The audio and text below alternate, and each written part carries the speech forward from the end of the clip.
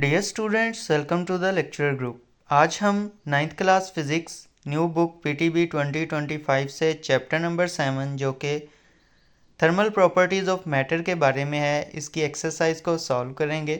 MCQ से start करते हैं। एमसीक्यू नंबर 1 है हमारे पास, how do the molecule in a solid behave. Solid जो है उनके अंदर मॉलिक्यूल किस तरह से बिहेव करते हैं। तो हमने केएमटी के अंदर, काइनेटिक मॉलिक्यूलर थ्योरी के अंदर ये समझा था कि सॉलिड लिक्विड गैस के अंदर पार्टिकल किस तरह से बिहेव करते हैं। तो सॉलिड के अंदर पार्टिकल जो हैं वो वाइब्रेट करते हैं अबाउट देयर मीन पोजीशंस। तो बी ऑप्शन हमारे पास ट्रू है, बी ऑप्शन आप मार्क करेंगे। नेक्स्ट हमारे पास 7.2 है, इसमें पूछा जा रहा है what type of motion is of the molecule in a gas. वही काइनेटिक मॉलिक्यूलर थ्योरी के मुताबिक गैस के अंदर जो है वो पार्टिकल किस मोशन में होते हैं। तो रैंडम मोशन के अंदर जो है वो गैस के अंदर पार्टिकल होते हैं। तो बी ऑप्शन को हम मार्क करेंगे। तो अब हम नेक्स्ट मूव करते हैं।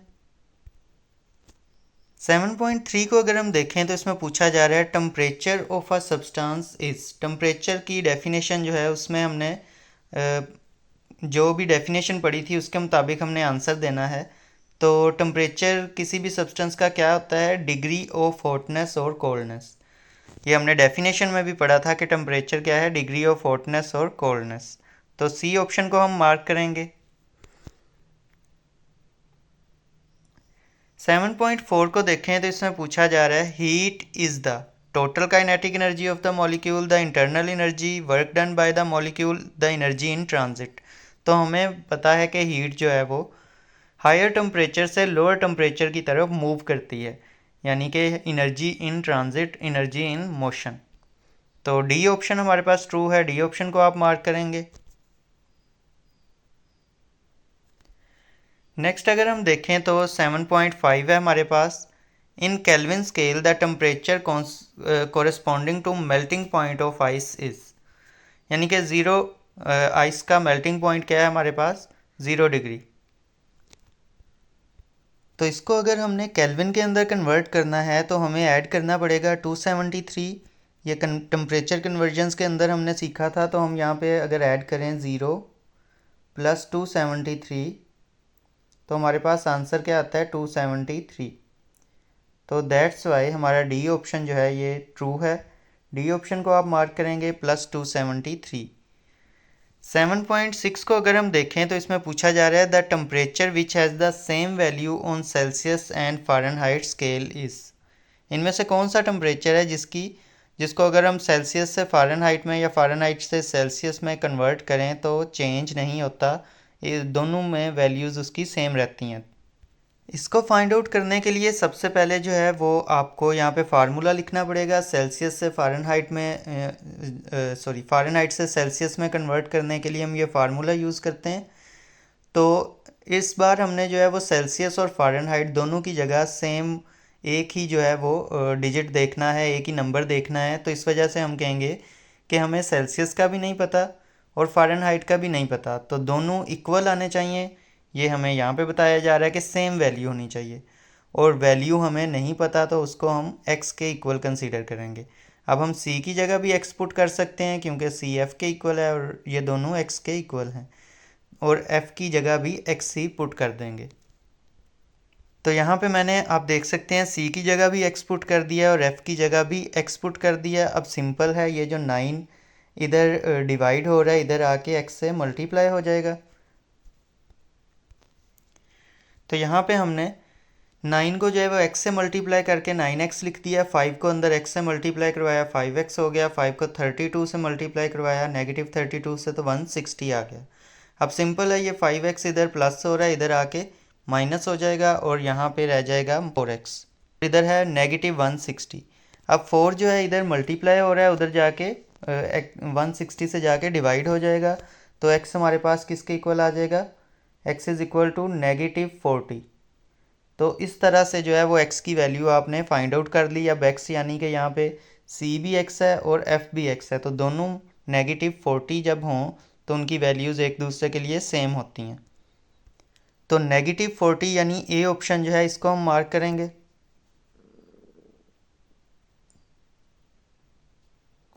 तो डेरिवेशन अगर आप ये सारी करना चाहते हैं तो कर लीजिए, अगर नहीं भी करते तो सिंपल ये याद रख लीजिए कि -40 जो है ये एक ऐसी वैल्यू है जो कि सेल्सियस और फ़ारेनहाइट स्केल पे इसकी सेम वैल्यू होती है। तो ये जो डेरिवेशन है ये करनी ज़रूरी नहीं है, ये जस्ट मैंने आपको समझाने के लिए की है। नेक्स्ट मूव करते हैं अब हम 7.7 को अगर हम देखें तो पूछा जा रहा है which one is a better choice for a liquid in glass thermometer. इनमें से कौन सा जो है वो बेटर चॉइस होगी लिक्विड इन ग्लास थर्मोमीटर। तो थर्मोमेट्रिक प्रॉपर्टीज़ आप ज़रा दोहराएं, वो वहाँ से हमने ये आइडिया लेना है। कलरलेस जो है वो तो हमें नज़र ही नहीं आएगा थर्मोमीटर के अंदर, तो हम रीडिंग किस तरह से मार्क करेंगे। बैड कंडक्टर एक्सपैंड ही नहीं करेगा, तो थर्मोमीटर के अंदर जो है वो हमें रीडिंग नहीं मिलेगी। एक्सपैंड लीनियरली, अब एक्सपैंड लीनियरली का मतलब है कि टम्परेचर और उसके एक्सपेंशन में एक ख़ास रेशो हो। जब भी कोई एक ख़ास टम्परेचर बढ़े तो उसकी जो एक्सपेंशन है वो भी एक ख़ास बढ़े।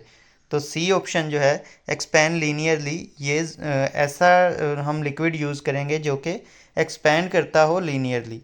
वेट ग्लास करेगा तो उससे भी रीडिंग ख़राब आएगी, तो सी ऑप्शन हमारे पास ट्रू है, सी ऑप्शन को मार्क करेंगे। 7.8 को देखें तो इसमें पूछा जा रहा है one disadvantage of using alcohol in a liquid in glass thermometer. Alcohol को यूज़ करने का लिक्विड इन ग्लास थर्मोमीटर में क्या नुकसान हो सकता है। तो large expansivity, it has low freezing point, it wet the glass tube, its expansion is linear. इसकी एक्सपेंशन लीनियर है, लो है फ्रीजिंग पॉइंट भी, ये भी एज अ डिसएडवांटेज नहीं है हमारे पास। लार्ज एक्सपेंसिविटी है, 6 टाइम मोर है मरकरी से, ये भी हमारे पास एडवांटेज है। तो it wet the glass tube, ये एक डिसएडवांटेज है कि ये इसके ड्रॉप्स जो हैं वो ग्लास ट्यूब के साथ चिपक जाएंगे, जिसकी वजह से जो ओरिजिनल हमारे पास एक्सपेंशन है वो नहीं आएगी डिफरेंट जगह पे। लेट से ये एक हमारे पास ग्लास ट्यूब है और ओवरऑल वॉल्यूम हमारे पास यहाँ तक पहुँचा है और कुछ जो ड्रॉप्स हैं वो यहाँ पे इस तरह से वेट कर रहे हैं ग्लास ट्यूब के साथ। तो क्या होगा कि ये जो यहाँ पे वॉल्यूम बनना चाहिए था एग्जैक्ट तो यहाँ पे आना चाहिए था, लेकिन वो ड्रॉप्स अब इसके साथ इस लिक्विड में शामिल ही नहीं है, जिसकी वजह से ये उससे कम रीडिंग दे रहा है। तो इस तरह से जो है वो रीडिंग जहाँ पे 31 आनी थी वहाँ पे 30 शो होगी। तो इस तरह से ये नुकसानदेह है, इस वजह से हम यहाँ पे लिखेंगे इसके आंसर में कि सी ऑप्शन जो है हमारे पास ट्रू है, यानी it wet the glass tube. Next है हमारे पास 7.9, इसमें पूछा जा रहा है water is not used as thermometric liquid mainly due to.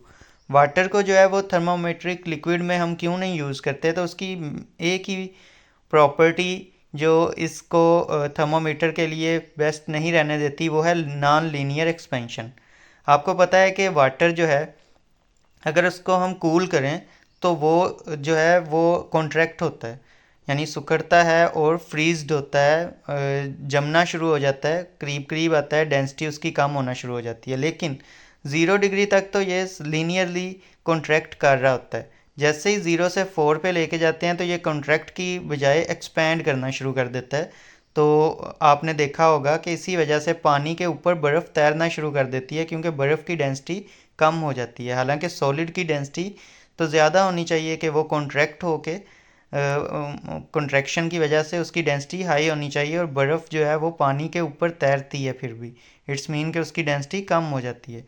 तो वाटर की यही अब नॉर्मल बिहेवियर है जिसके हम कहते हैं नॉन लीनियर एक्सपेंशन। तो इसको आपने सी ऑप्शन को मार्क करना है।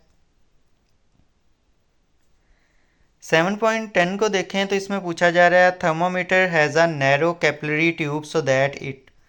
एक थर्मोमीटर जो है उसकी नैरो कैपिलरी ट्यूब होती है ताकि वो, अब इस कॉन्सेप्ट को जो है वो आपने समझना है। अक्सर जो यूट्यूब पे वीडियो हैं या टीचर्स हैं वो इसको यूँ एक्सप्लेन कर रहे हैं कि quickly respond to temperature changes, जबकि ये एक प्रॉपर आंसर नहीं है।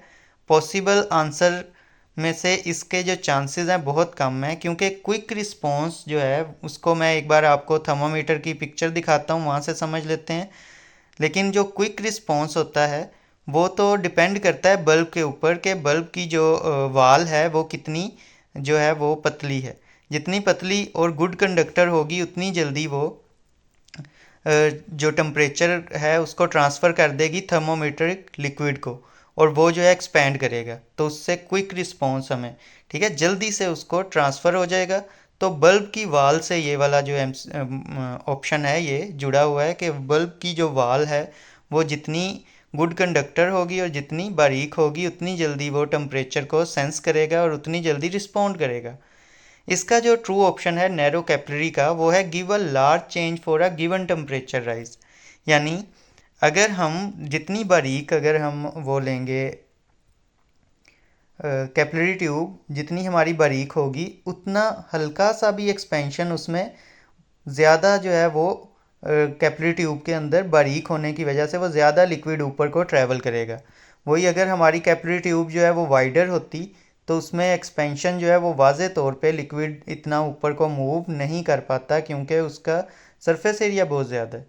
तो कैपिलरी ट्यूब बारीक होने की वजह भी हमने पढ़ी थी थर्मोमीटर के अंदर, ताकि जो कम थोड़ी सी भी लिक्विड एक्सपैंड करे तो अच्छा खासा उसमें वाज़े चेंज हमें नज़र आए।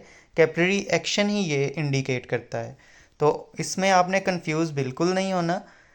तो इसका सी ऑप्शन जो है वो ट्रू है, सी ऑप्शन को आपने मार्क करना है।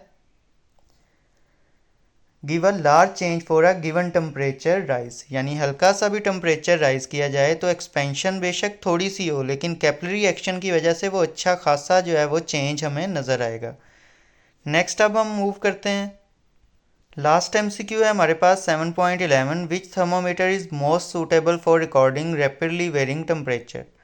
तो हमने जो है वो थर्मोकपल थर्मोमीटर के अंदर ये पढ़ा था कि ये ऐसे थर्मोमीटर हैं जो कि रैपिडली वेरिंग टेम्परेचर को मेजर करने के लिए ज़्यादा फिजिबल हैं, ज़्यादा यूज़फुल हैं। तो ए ऑप्शन हमारे पास ट्रू है, ए ऑप्शन मार्क करेंगे। अब हम जो है वो नेक्स्ट वीडियो में शॉर्ट क्वेश्चन आंसर्स को सॉल्व करेंगे।